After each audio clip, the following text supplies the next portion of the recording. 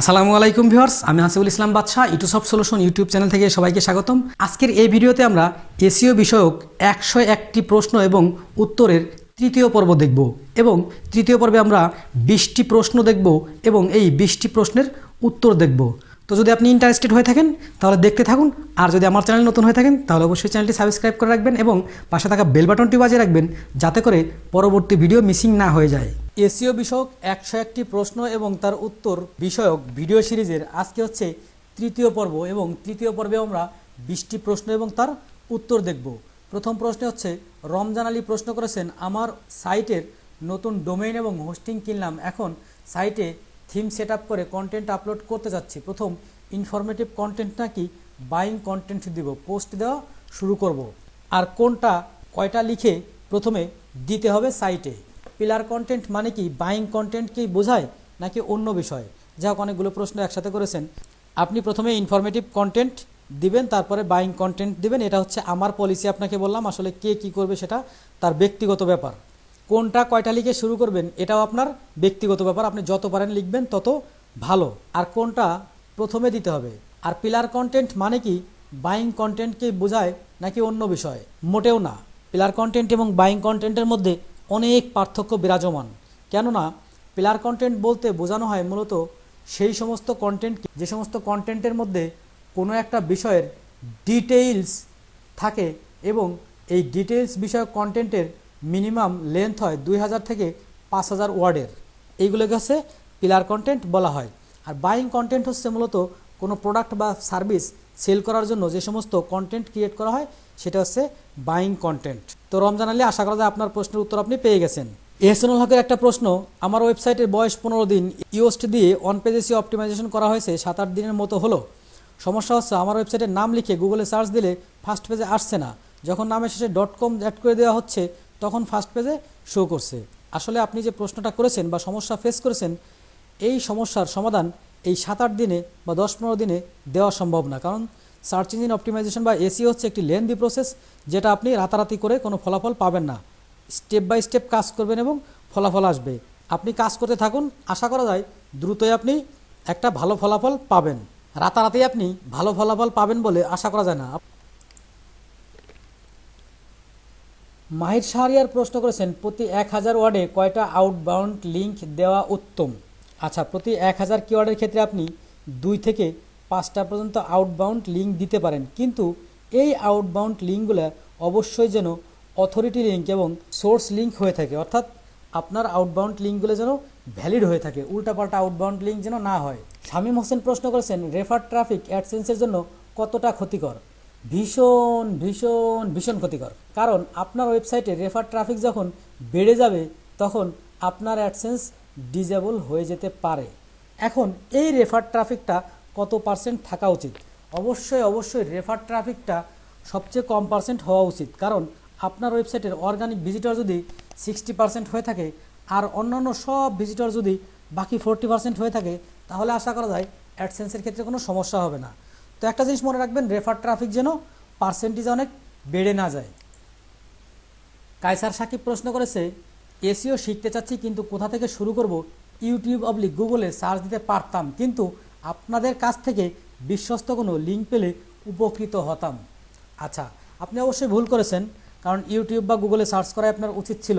যেহেতু এখানে লিখেছেন সেটাও সমস্যা নাই। আপনি কি ধরনের লিঙ্ক চান? আপনি কি ইউটিউবের ভিডিও দেখার লিঙ্ক চান?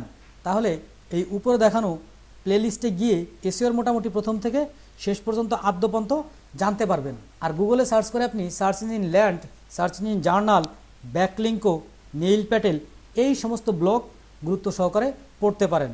তাহলে আশা করা যায় আপনি এসইও বেশ ভালোভাবেই শিখতে পাবেন। মহিউদ্দিন প্রশ্ন করেছে, আচ্ছা আপনারা যারা লোকাল এসইও করেন, লোকাল এসইও শিখতে কি ব্যাকলিঙ্ক করার সময় ভিন্নতা আছে? আচ্ছা, লোকাল এসইওর যে ব্যাকলিঙ্ক করবেন সেই ব্যাকলিঙ্কের কি ভিন্নতা আছে কিনা? এখানে তেমন একটা ভিন্নতা নাই। তবে যদি আপনি পারেন যে এলাকার লোকাল এসইও করবেন ওই এলাকা ভিত্তিক ওয়েবসাইটগুলো ব্যাকলিঙ্ক করতে পারলে এটা অনেক ইফেক্টিভ হবে। সে ধরুন আপনি ঢাকার একটা সার্ভিস বেস লোকাল এসইও করতে চাচ্ছেন, তখন আপনি এই ঢাকার বিভিন্ন সার্ভিস বেস কোম্পানি বা বিভিন্ন ওয়েবসাইটে যদি ব্যাকলিঙ্ক দিতে পারেন সেটা মোটামুটি ইফেক্টিভ হবে বলে আশা করা যায়। সাবিকুর প্রশ্ন করেছে, নিশ সাইটের এসইও স্টার্টআপ কী দিয়ে শুরু করলে ভালো হবে? আপনার মহামূল্যবান মতামত জানতে চাচ্ছি। আচ্ছা, এই যে নিশ সাইটের এসইও স্টার্টআপ কী দিয়ে শুরু করলে ভালো হবে, মূলত হচ্ছে আপনি এসইও যখন শুরু করবেন তখন আমি যে প্রসেস ফলো করি সেই প্রসেস হচ্ছে প্রথমে টেকনিক্যাল এসইওর কাজগুলো করি, তারপরে অন পেজ এসইওর কাজগুলো করি, তারপরে অফ পেজ এসইওর কাজগুলো করি। এই যে প্রসেস, এই প্রসেসে আপনি করতে পারেন, আশা করি ফিডব্যাক ভালো পাবেন। চন্দন রায় প্রশ্ন করেছে, ফুল এসইও কোর্স টিউটোরিয়াল যদি কারো কাছে থাকে লিঙ্কটা দেন প্লিজ। ভাই, আমার কাছে কোনো ফুল এসইও কোর্সের লিঙ্ক নাই, কারণ আমি কোনো কোর্স কখনোই কিনি নাই, কোনো কোর্স কিনে কাজ শিখি নাই। আমি শুধুমাত্র গুগল থেকে এবং ইউটিউব থেকে এবং বিভিন্ন ব্লগ পড়ে মোটামুটি কাজ শিখেছি। এবং আমার এই চ্যানেলে যত ভিডিও দেখতে পাচ্ছেন সবগুলো কাজই আমি বিভিন্ন ওয়েবসাইট থেকে এবং ইউটিউব থেকে শিখেছি। কোনো কোচিং সেন্টারে যাইনি বা কোনো কোর্স টাকা দিয়ে কিনিনি। সেক্ষেত্রে আপনাকে কোনো কোর্সের লিঙ্ক আমি দিতে পারছি না। যদি আপনি ইন্টারেস্টেড থাকেন তাহলে উপরে দেখানো প্লেলিস্টে গিয়ে এসইওর আদ্যপন্ত জানার ভিডিওগুলো একটু দেখে নিতে পারেন। জাহিদ হাসান প্রশ্ন করেছে, ফ্রি ব্যাকলিঙ্ক ক্রিয়েট করা যাবে এমন কিছু সাইটের লিঙ্ক চাই। আচ্ছা, এমন কিছু সাইটের লিঙ্ক আমার কাছে না আছে, গুগলের কাছে চান, গুগল আপনাকে লিঙ্কটা দিয়ে দিবে। তারপর আমি বলছি আপনি কি লিখে সার্চ দিবেন, হাইডিয়ে ব্যাকলিঙ্ক ওয়েবসাইট লিস্ট, এই ধরনের কিওয়ার্ড দিয়ে আপনি যদি সার্চ করেন তাহলে গুগল থেকে সব ধরনের তথ্য আপনি পেয়ে যাবেন। সব্যসাচী দেউরির একটা প্রশ্ন হচ্ছে, নিচের কিওয়ার্ডগুলোর মধ্যে কিছু কিওয়ার্ড আছে 10 থেকে 100, আবার কিছু কিওয়ার্ড আছে 100 থেকে 1K, আবার কিছু কিওয়ার্ড আছে 1K থেকে 10K।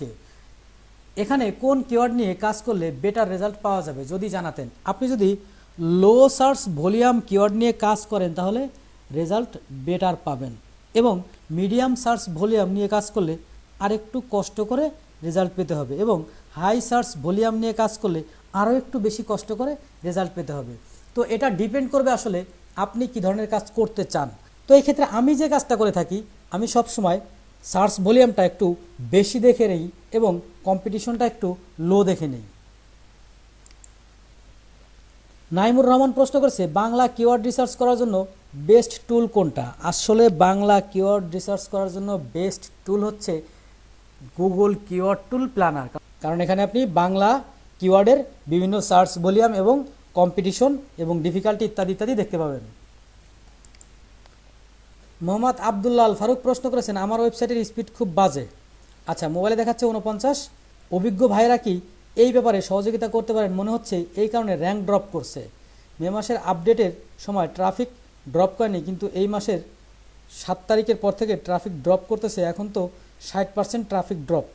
তো আপনার কাছে মনে হচ্ছে যে আপনার ওয়েবসাইটের স্পিড কম, তাই আপনার র্যাঙ্ক ড্রপ করছে।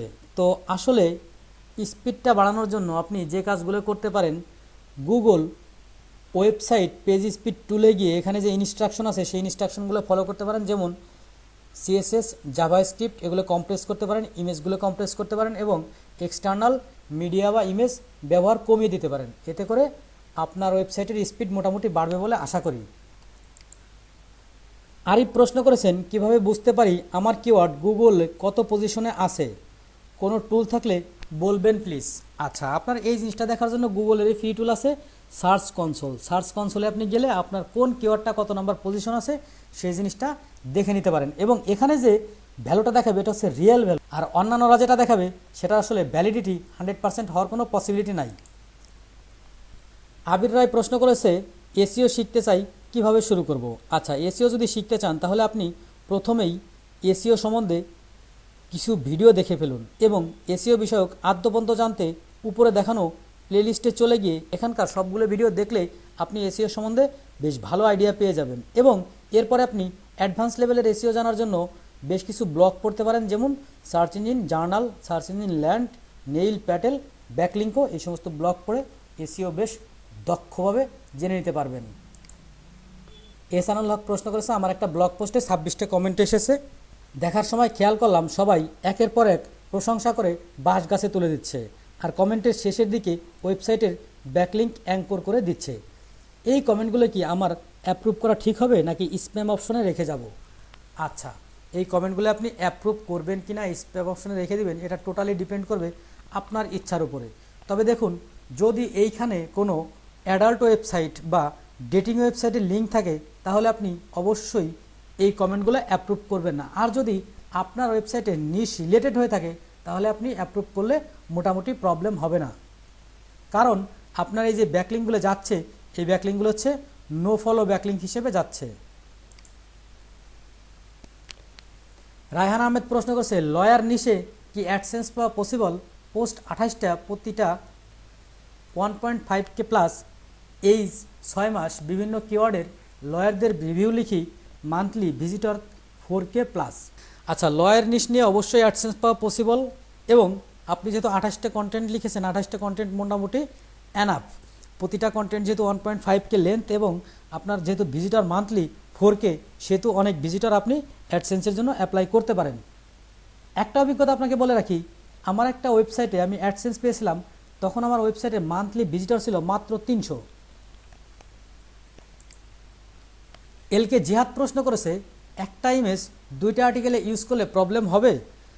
প্রবলেম হবে না, তবে আপনি সেকেন্ড যে আর্টিকেল ইউজ করবেন ওই আর্টিকেলে ইমেজটা রিইউজ ইমেজ হিসেবে ব্যবহৃত হবে বা দেখাবে। আজাদুর রহমান আকাশ প্রশ্ন করেছেন, এসইওতে আমি নতুন, অন পেজ এসইও নিয়ে জানতে চাচ্ছিলাম। সাইটে এসইও করার জন্য প্রত্যেকটা পেজে কি এসইও করতে হবে? কিওস্ট দিয়ে গুড লেভেল এসইও করলে কি র্যাঙ্ক আসবে? আচ্ছা, আপনি যে প্রশ্নগুলো করেছেন, প্রথমে হচ্ছে এসইওতে আপনি নতুন, এসইও অন পেজ এসইও নিয়ে জানতে চাচ্ছেন। অন পেজ এসইও নিয়ে বিস্তারিত জানার জন্য উপরে দেখানো লিঙ্কের ভিডিওটি দেখে নিতে পারেন। আর প্রত্যেকটা পেজের এসইও করতে হবে, এটা সত্য, এবং ইওস্ট দিয়ে গুড লেভেলের এসইও করলে গুগলে র্যাঙ্ক পাবেন কিনা, আসলে ইওস্ট দিয়ে গুড লেভেলের বা এ প্লাস লেভেলের এসইও করলে গুগলে র্যাঙ্ক পাবেন এরকম কোনো নিশ্চয়তা নাই। কেন নয়? এই সমস্ত এসইও প্লাগইন হচ্ছে আপনাকে বেশ কিছু ক্রাইটেরিয়া সেট করে দেয়, এবং এই সমস্ত ক্রাইটেরিয়া আপনি যদি পাস করেন তাহলে আপনাকে একটা লেভেল ধরে দেওয়া হয়। আসলে আপনার র্যাঙ্কটা নির্ভর করবে হচ্ছে আপনার on page SEO, of page SEO এবং কম্পিটিটরের এসইওর উপর। সেহেতু অনেক কিছু ডিপেন্ড করে আপনার র্যাঙ্ক করার। শুধুমাত্র গুড লেভেলের ইওস্ট এসইও করলেই র্যাঙ্ক করবে এরকম নিশ্চয়তা দেওয়া সম্ভব না। মুশাররফ হোসেন প্রশ্ন করেছেন, ডাব্লিউপিতে নতুন অবস্থায় আছি, র্যাঙ্ক ম্যাথ ইনস্টল করেছি, এখন জানতে চাই কি সেটআপগুলো করতে হয়। কমেন্ট করলে অবশ্যই রিপ্লাই দেওয়ার ইচ্ছা নিয়ে বলুন। বিশেষ করে ব্রেড ক্রাম্প, ইন্ডেক্স, স্কিমা এগুলো নিয়ে কিছু সেটআপ করতে হয় কিনা। এখন আপনি যদি চান ইন্ডেক্স এবং স্কিমা অবশ্যই সেট করতে পারেন, এবং ব্রেড ক্রাম্পটা সেট করবেন কিনা এটা অনেক কিছুর উপর ডিপেন্ড করে, কারণ বর্তমান প্রেক্ষাপটে যে সমস্ত টেমপ্লেট বা থিম পাওয়া যায়, ম্যাক্সিমাম টেমপ্লেট বা থিমের মধ্যেই এই ব্রেড ক্রাম্পস অপশনটা দেওয়া থাকে। সেই ক্ষেত্রে আপনি এটা ইনক্লুড না করলেও চলবে, তবে ইন্ডেক্স এবং স্কিমা করলে অবশ্যই ভালো হবে। মাহবুব মামুন প্রশ্ন করেছে, স্থানীয় এসইও কি এবং এটি কিভাবে কাজ করে? আচ্ছা, আপনি যে স্থানীয় এসইও কি কথাটা বলেছেন, এটা আসলে হয়তো অনেকেই বুঝতে পারবে না, কারণ একটা জিনিস দেখুন, টয়লেটের বাংলা কি? প্রক্ষালন কক্ষ। আপনি কততম ব্যাচের স্টুডেন্ট, এটার বাংলা কি? আপনি কোন আবর্তনের ছাত্র? এখন এই যে ব্যাপারটা, যে ইংরেজির চেয়ে বাংলা বোঝা অনেক কঠিন, সুতরাং এই বিষয়টা আমরা মনে হয় এড়িয়ে যে বিষয়টা পরিচিত সেই বিষয়টা নিয়েই কথা বলা ভালো। স্থানীয় এসইও হচ্ছে লোকাল এসইও। এই লোকাল এসইওটা মূলত হচ্ছে আমরা সার্চ করলে বিভিন্ন সার্চ রেজাল্ট পেজে দেখি যে phone number, map, website, address সহকারে বিভিন্ন রেজাল্ট চলে আসে। এই যে রেজাল্টগুলো আসে, এই রেজাল্টগুলো আসার জন্য যে প্রসেসটা করা হয়েছে, এই প্রসেসটা হচ্ছে স্থানীয় এসইও বা লোকাল এসইও। এটা কিভাবে কাজ করে?